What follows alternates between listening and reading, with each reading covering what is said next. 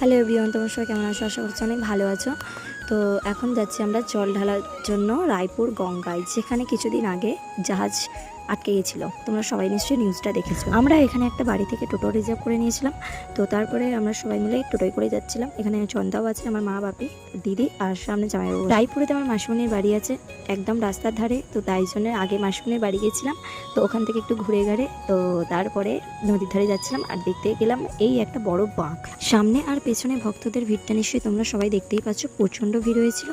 আর সবাই স্নান করতে যাচ্ছে আর আমরাও যাচ্ছি। আর এখানে রায়পুর মন্দিরটা কি সুন্দরভাবে সাজিয়ে তুলেছে দেখো, যা খুব ভালোই লাগছে। এখানে সবাই আছে, প্রচুর ভক্ত, হাজার হাজার ভক্ত এখানে এসে পৌঁছেছে। আর যত রাত হচ্ছে তত ভক্তদের ভিড় আরও বাড়ছে। আমরা মাঠে গিয়েছিলাম প্রায় 10টার পরে, ঠিক আছে, তখন অত ভিড়। আর আমরা যখন আসছিলাম স্নান করে 12টার সময়, আরও ভক্ত, মানে প্রচুর ভক্ত যাচ্ছে, তখন গাড়ি করে দেখতে পাচ্ছি। তার মানে ভাবো কত মানুষের সমাগম। তো এখানে ড্রোন দিয়ে ভিডিও করা হচ্ছে, তোমাদের আগেই দেখালাম। এখানে দূরে একটা স্টেজ করেছে, ওখানে অনেক বাচ্চারা ডান্স করছে, দেখলাম বেশ ভালোই লাগছে। এটা আমার জীবনের প্রথম মানে জল ঢালতে আসা, মানে এইভাবে আমি কোনোদিন দেখিনি আর কি চোখে, সত্যি কথা।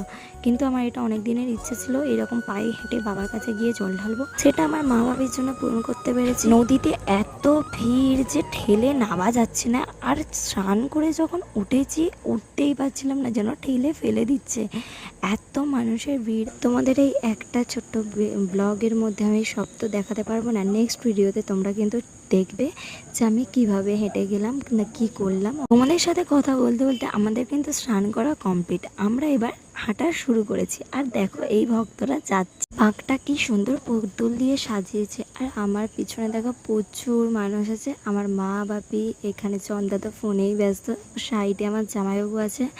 তো দেখো আমার সামনে বাপি আর বাপির সামনে মা। হাঁটতে হাঁটতে শিব পার্বতীর দর্শন পেয়ে গেলাম আর তোমাদেরও করিয়ে দিলাম।